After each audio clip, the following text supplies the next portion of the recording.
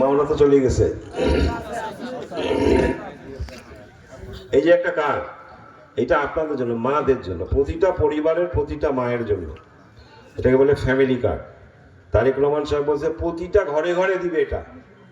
এটা পাইলে তোমরা, এটাতে বাপ চাচাদের ভাগ নাই, প্রতি মাসে তোমরা 2 থেকে 2,500 টাকা পাবে। এটা তোমাদের। এটা কারণ কি? আপনাদেরকে স্বাবলম্বী করতে চাই।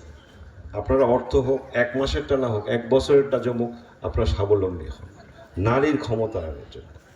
বাপ চাচাদের জন্য বলছে কৃষক কার্ড দেবে। এই যে কৃষক কার্ড, এই কৃষক কার্ডে কি হবে?